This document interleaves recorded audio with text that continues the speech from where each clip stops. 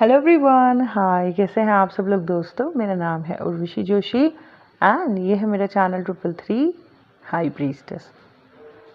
दोस्तों, आज का जो वीडियो है वो मेरे दिल के बड़े करीब है और अपनी ज़िंदगी की एक स्टोरी के साथ आपको समझाने की कोशिश करूँगी इस टॉपिक को। टॉपिक क्या है आज का?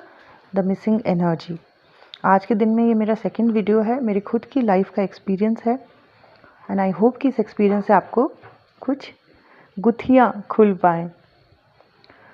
बहुत सारे लोग हैं जिन्हें अपने जीवन में ऐसा लगता है कि कुछ मिसिंग है, कुछ मिस हो गया है। फिल्मों में भी हम देखते हैं कई बार हीरो को या हीरोइन को ऐसे कहते हुए कि कुछ मिस हो रखा है, समझ नहीं आ रहा कि क्या मिस हो गया है। सूना सूना सा लगता है, खाली खाली सा लगता है, पता नहीं क्या, पर कुछ है जिसको मैं महसूस कर पा रहा हूँ या कर पा रही हूँ कि समथिंग इज़ मिसिंग इन। तो क्या है वो जो मिस हो गया है? क्या है वो जो हमारे अंदर हमें अधूरा सा फील करा रहा है? और क्या है वो जिसको हम बाहर से ढूंढने की कोशिश कर रहे हैं? और क्या हम बाहर से जो ढूंढने की कोशिश कर रहे हैं, क्या वो करेक्ट है? क्या वो सही में सही जा रहे हैं हम? आज की वीडियो का नाम है द मिसिंग एनर्जी। हमने दो एनर्जीज के बारे में सुना है स्पिरिचुअल जर्नी में, masculine energy and feminine energy. Feminine energy जहाँ पे रिप्रेजेंट करती है एक्सप्रेशन को, नर्चरिंग नेचर को, इंट्यूशंस को, क्रिएटिविटी को। मैस्कुलिन साइड रिप्रेजेंट करता है एक्शन को, लॉजिकल थिंकिंग को।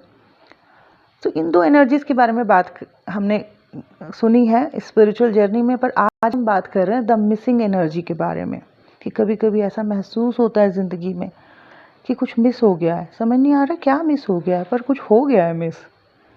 हम अंदर ही अंदर सोचते रहते हैं कि कुछ अधूरा सा महसूस हो रहा है।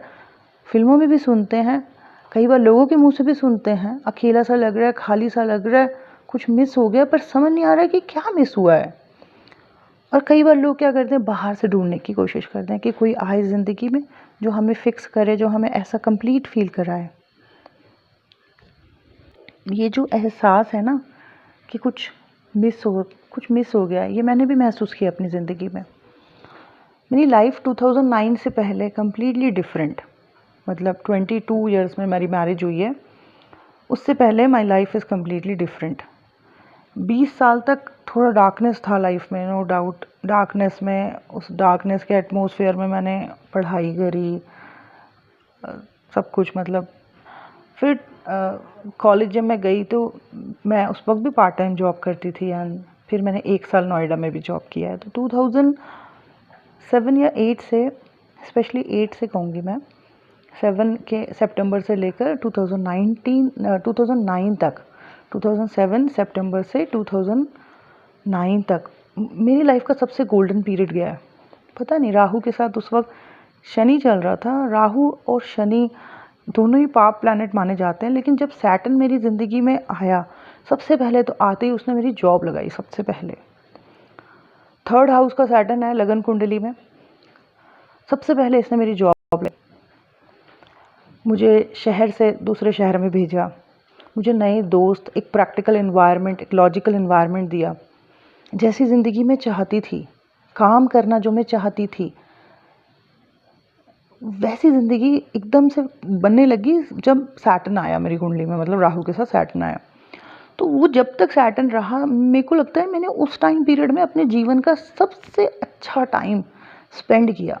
उसी टाइम के दौरान मेरी सगाई भी हो गई और मेरी शादी भी हो गई, ठीक है, जब तक कि वो सैटर्न समाप्त हुआ। तो जितनी मेरी पूरी ज़िंदगी बीती थी उसमें 2007 सितंबर से लेकर 2009 नवंबर दिसंबर तक का जो टाइम था, मेरी पूरी ज़िंदगी में सबसे ब्यूटीफुल टाइम था, क्योंकि इस टाइम पीरियड में मैं जॉब कर रही थी, मैं बहुत खुश भी थी, मैं अच्छी जॉब करने लग गई थी थोड़ी सी, 1 साल मैंने अच्छा जॉब किया, अच्छी जगह नोएडा में जॉब लगी। And at the same time मैं अपनी जो मेरे अंदर बचपन से क्रिएटिविटी थी, एक्सप्रेस करना और जो भी थे, तो वहाँ मेरे को मेरे जैसे दोस्त मिले, तो उनके साथ मैं अपने आप को बहुत खुल के एक्सप्रेस कर पा रही थी। तो एक तरीके से मेरे अंदर की क्रिएटिविटी भी एक्सप्रेस हो रही थी, प्रोग्राम्स हो रहे थे ऑफिस में, काफ़ी चीज़ें, और एट द सेम टाइम मैं कमा भी रही थी, मेरे एक्शन साइड, मैस्कुलिन साइड भी एक्टिव था। तो वो जो सैडन का टाइम पीरियड था वो मेरी ज़िंदगी का सबसे बेस्ट टाइम पीरियड था। सडन गेन्स, सडन गिफ्ट्स और एप्रिसिएशंस, ये सब कुछ मुझे उस वक्त बहुत ज़्यादा एक तरीके से भर भर के था। मैं महसूस मतलब मैं हैरान हो रही थी, मैं अपने आप को थोड़ा मैग्नेटिक भी फील कर रही थी। लोग दोस्त भी जो होते थे वो मेरे मतलब आई रिमेंबर हर कोई मुझे इतना ज़्यादा अप्रिशिएट कर रहा है उस वक्त ऑफिस के दौरान, चाहे वो मेरी मैनेजर हो चाहे मेरे दोस्त हों, हर कोई मुझे उस वक्त अप्रिशिएट कर रहा है। मतलब आई थिंक उस टाइम पीरियड में मैं वो मैस्कुलिन एंड फेमिनाइन दोनों एनर्जी को एक साथ कैरी कर रही थी। तो इसकी वजह से जो मेरी मैनेजर थी मेघा मैम करके एक, वो भी मेरे से बहुत ज़्यादा इम्प्रेस थी। मुझे अपनी वो मतलब मेरे को कहती थी कि तू मेरी फ्रेंड है, तू मेरी वो नहीं है। और वो मेरे को अपने साथ कई जगह घुमाने फिराने भी ले जाती थी संडे के दिन। तो और हमारी कंपनी में ही एक एवीपी थी, वो भी मुझे बहुत अप्रिशिएट करती थी, वो भी मुझे अपने साथ रखती थी। तो मैं देखती थी कि उस वक्त लेडीज़ का भी मेरे को बहुत सपोर्ट था। एंड बहुत कुछ मैंने उस 1.25 साल में जो भी टाइम था 2007 से लेकर 2009 के एंड तक बहुत कुछ रिसीव करा। ज़्यादातर चीज़ें जो थी वो ऐसा होता था सडनली कुछ, जैसे कोई हैप्पीनेस मिल गई, सडनली कुछ गेन हो गया, सडनली कोई गिफ्ट मिल गया, ज़्यादातर चीज़ें सडन हो रही थी उस वक्त। तो I was so happy and मैं अपने आप को काफ़ी मैग्नेटिक भी फील कर रही थी, काफ़ी जैसे हाई भी फील कर रही थी।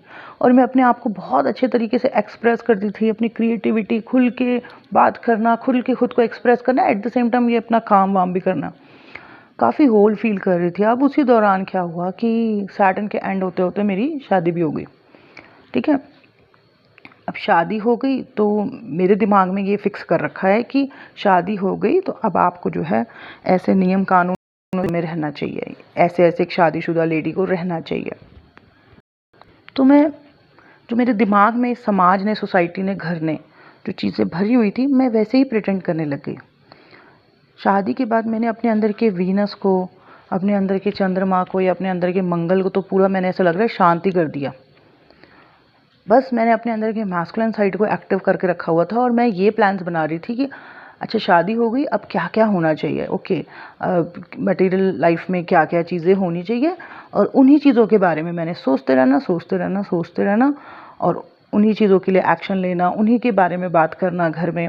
बस यही मेरा गोल बन गया लाइफ का। और मेरी आदत है, अगर मैं एक बार कोई चीज़ फिक्स कर लूँ ना कि मुझे ये करना है, तो जब तक वो चीज़ कंप्लीट ना हो जाए ना, तब तक मैं शांति से नहीं बैठती। पता नहीं ये कहाँ से है, लेकिन ये बचपन से है कि जब तक वो चीज़ फिक्स नहीं हो जाएगी, जब तक कि वो चीज़ कंप्लीट नहीं हो जाएगी, तब तक मैं उस काम पे लगी रहती हूँ। और जब वो काम कंप्लीट हो जाता है तो मुझे बड़ा हल्का लगता है और फिर मेरा माइंड कहता है कि अब नेक्स्ट क्या। तो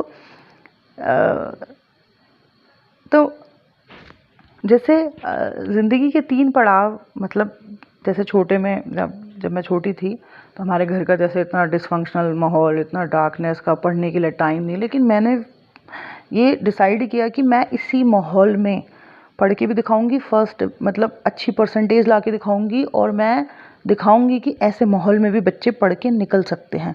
एंड हमारी जिस कॉलोनी में रहते थे तो लोग ऐसे सरप्राइज हो जाते थे कि इनकी लड़की कैसे फर्स्ट आ रही है, मतलब इनके घर में तो रात दिन सिर्फ कलेश के ढोल बजते हैं, इतने तमाशे होते हैं, इनके बच्चों को पढ़ने का समय कब मिल रहा है। तो सरप्राइज होते थे। तो ये ज़िंदगी का फर्स्ट फेज़ था जो मैंने क्लियर किया। सेकंड फेज़ मेरे बचपन में मैं हमेशा सोते वक्त सोचती थी कि मैं जब बड़ी हो जाऊंगी तो मैं किसी कंपनी में जॉब करूं, वहाँ मुझे अप्रिसिएशन मिल रही है, ऐसा मुझे विजुअलाइजेशन होता था, पता नहीं क्यों इतनी मुझे सैलरी मिल रही है, ये हो रहा है वो। एग्जैक्टली वो चीज़ें मैंने रिसीव करी अपने मतलब ये जब मेरी जॉब वॉब लगी, एग्जैक्टली वैसी टाइप की कंपनी थी, वैसा एटमॉस्फेयर था जैसा मैं विजुलाइज करती थी बचपन से। फिर जब वो चीज़ कंप्लीट हो गई और मुझे सेटिस्फैक्शन सा फील हुआ अंदर से, फिर एकदम से ये शादी हो गई, एकदम से सडनली शादी हुई। मैं आपको किसी दिन स्टोरी बताऊंगी कि कैसे एकदम से सडनली मेरी अरेंज मैरिज हुई। अच्छा, मैं उस दौरान जब मैं आपको बता रही हूँ 2007 से 9 के बीच में, I am feeling myself very complete, very whole, very magnetic, very strong. मेरे ऑफिस के एवीपी मैनेजर सब मेरे को पसंद करते थे उस वक्त। तो उस दौरान मुझे, जैसे हमारे घर में कई लोगों की लव मैरिज हुई है, मेरी सिस्टर की लव मैरिज हुई है, मेरे भाई की लव मैरिज होने वाली है, लेकिन मेरे को कभी ऐसे नहीं हुआ अंदर से कि मुझे कोई लव मैरिज करनी है या कोई आए या ऐसे ऐसा मुझे कभी फील ही नहीं हुआ कि मुझे किसी की ज़रूरत है या मतलब जैसे लड़कियां करती हैं या लड़के की किसी को ढूंढ रहे हैं और वो लव मैरिज कर रहे हैं, पसंद कर रहे हैं, ऐसा मेरे को कभी ज़रूरत ही फील नहीं हुई। मुझे अपने आप में इतना कंप्लीट फील होता था, इसीलिए मेरी शादी अरेंज मैरिज हुई और सडनली फिक्स हुई। एंड मैंने बोला कि हाँ मेरे को मतलब सब कुछ ठीक है तो आप कर दो।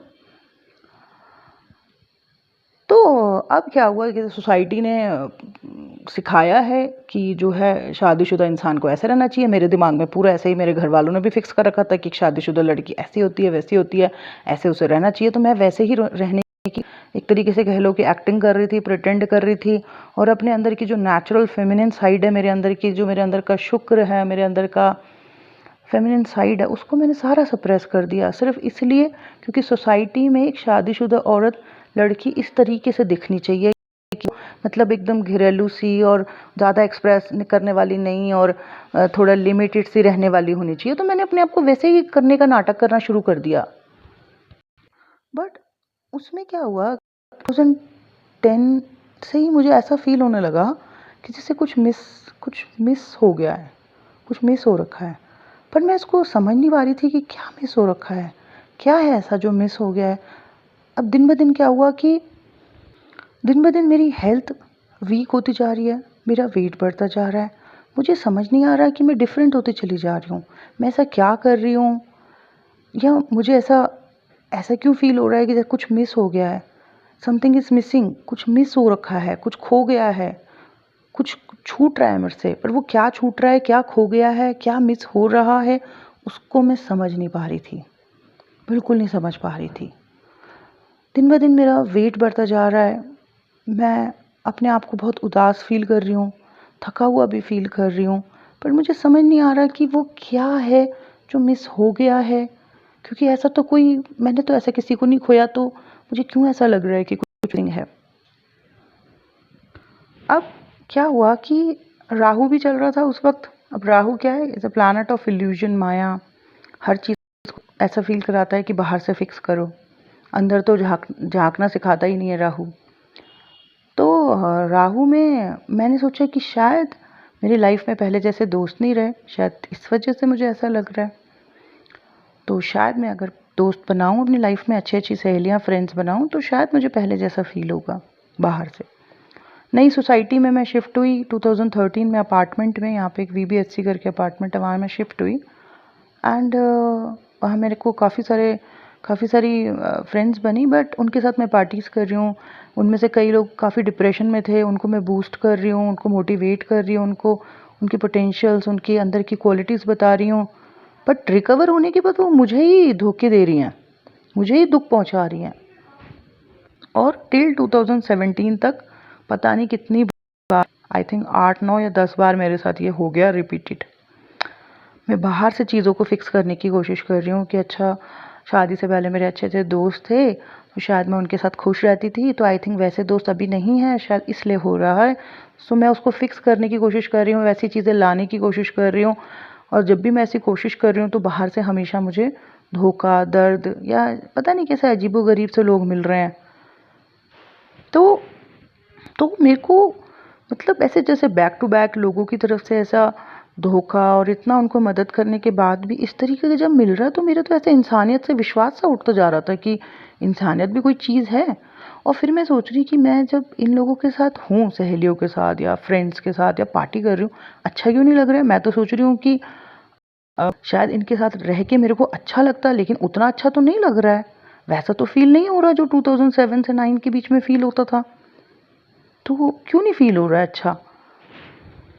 तो 2017 के एंड में फिर हमने एक दूसरा अपार्टमेंट लिया, हम वहाँ शिफ्ट हुए। एंड नवंबर मंथ में वहाँ शिफ्ट हुए। वहाँ जाने के बाद सबसे पहले तो मेरे बॉडी में पेन होने शुरू हो गए, इमोशनल बॉडी एक्टिव हो गया। उसके कुछ दिनों बाद सिंक्रोनिसिटी स्टार्ट हो गई। अच्छा, उसके बाद ये अवेकनिंग प्रोसेस स्टार्ट हो गया। अब अवेकनिंग प्रोसेस स्टार्ट हुआ, नंबर दिख रहे हैं, अचानक से मेरा मन कर रहा है कि मैं खूब सारा तैयार हूँ, सुंदर सुंदर बनूँ, अपने बालों को हाईलाइट करूँ। फिर मैं देख रही हूँ कि मैं तो बड़ी प्यारी लग रही हूँ, उसके बाद मेरा मन कर रहा है कि मैं वॉकिंग करूं, एक्सरसाइज करूं, जिम करूं। अब मैं वॉकिंग कर रही हूँ तो मैं देख रही हूँ कि वेट आराम से थोड़ा थोड़ा करके जा रहा है, जो पिछले साल में नहीं जा रहा था। मैं अपने आप को और अच्छा फील करने लग गई।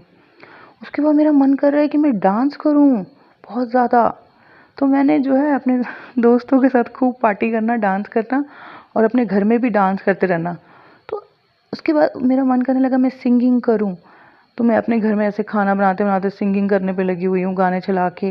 मतलब मेरे अंदर की ऐसा लगा पूरी जो स्त्री साइड थी, जो सप्रेस फेमिनिन साइड थी, जो मेरे अंदर की वीनस थी, वो पूरा मतलब जैसे मानो एक्सप्रेशन मांग रही है कि इतने साल तुमने मुझे सप्रेस करके रखा, मुझे ही मिस कर दिया था तुमने क्योंकि तुमने मेरे को सप्रेस कर दिया था, इसीलिए तुम्हें ऐसा फील होता था कि something is missing, something is missing. और जब ये सब हो रहा था मुझे इतना अच्छा लग रहा था, मैं आपको बता नहीं सकती हूँ। जब मैं वापस अपनी उस फेमिनिन साइड को जी रही थी, जिसको मैंने इतने साल सप्रेस कर दिया था, जब वो साइड को मैं दोबारा से महसूस कर रही थी, मुझे इतना ज़्यादा अच्छा लग रहा था, पूछो मत। मैं कविताएं लिख रही हूँ, डांस कर रही हूँ, सिंगिंग कर रही हूँ, अपनी सोसाइटी में लोगों को पार्टिसिपेट, मतलब जैसे कोई फंक्शन हो रहा है तो उसमें तैयारियां करा रही हूँ उनको। आप लोगों के साथ सामने खुद को एक्सप्रेस करना शुरू कर दिया। मतलब पूरा अपना फेमिनिन साइड जो मेरा बहुत ही ज्वालामुखी बन के फट रहा था एक तरीके से, जब मैंने हर तरीके से उसको एक्सप्रेशन देना शुरू किया तो मुझे बड़ा ऐसा लगा जैसे मेरी सांस में सांस, जैसे जो मिसिंग मुझे फील होता था कि कुछ मिसिंग है, कुछ मिसिंग है, वो कहीं बाहर की कोई चीज़ नहीं थी मिसिंग, वो मेरे अंदर की फेमिनिन साइड थी, जिसको कि मैंने खुद दबा लिया था। क्यों? क्योंकि मुझे लगता था कि सोसाइटी में ना इस तरीके से रहना चाहिए, मतलब शादी हो गई तो अब आपको इस तरीके से रहना चाहिए, उस तरीके से रहना चाहिए, ऐसा मेरे दिमाग में चल रहा था।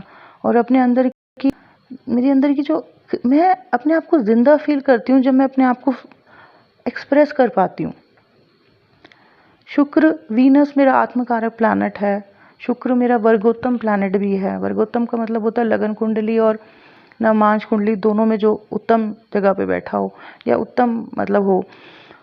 तो मैंने अपने अंदर के शुक्र को ही ख़त्म कर दिया था, मतलब एक तरीके से। तभी तो मैं अपने आप को ज़िंदा फील नहीं कर पा रही थी। ऐसा फील कर रही थी जैसे कुछ पता नहीं ख़त्म हो गया हो, जैसे कुछ मिसिंग है। लेकिन जब मेरे अंदर का वो वीनस शुक्र साइड मेरा जैसे जैसे वो मतलब एक्सप्रेस होने लगा, बाहर आने लग गई अंदर की फेमिनिन सप्रेस साइड, तो मुझे लगा कि अरे ये इतना फ्रेश कैसे फील हो रहा है इतने सालों के बाद, इतना अच्छा फील हो रहा है, बहुत अच्छा, बहुत अच्छा। शुरू में मेरे को इतना ज़्यादा अच्छा लगा, मैं बता नहीं सकती आपको, 6-7 महीने तक, कि मुझे ऐसा लगा जैसे कोई मरा हुआ आदमी वापस ज़िंदा हो गया हो, या जैसे किसी के पैर चल नहीं पा रहे थे, अचानक से वो चलने लगा हो, या जैसे कोई कोमा में गया हुआ था अब वो वापस होश में आ गया हो। इतना अच्छा। मैं कविताएं लिख रही हूँ, मैं अपने आप को आप लोगों के सामने एक्सप्रेस कर रही थी। उससे पहले मैं खूब डांस कर रही हूँ 2-2 3-3 घंटे, और मैं खूबसूरत भी लगने लग गई थी उस वक्त की, पूछूं मत। मतलब मुझे खुद को देख के शीशे में ऐसा लग रहा है कि मैं इतनी अच्छी कैसे हो गई अचानक से। तो ये जो हमें अंदर से ऐसा महसूस होता है, चाहे लड़के हों लड़कियां हों, क्योंकि ये दोनों एनर्जी हमारे अंदर है। हमारी सोसाइटी मैस्कुलिन है, ये हमें सिखाती है ऐसे रहना है, वैसे रहना है, फलाना ढिकाना, नियम कानून।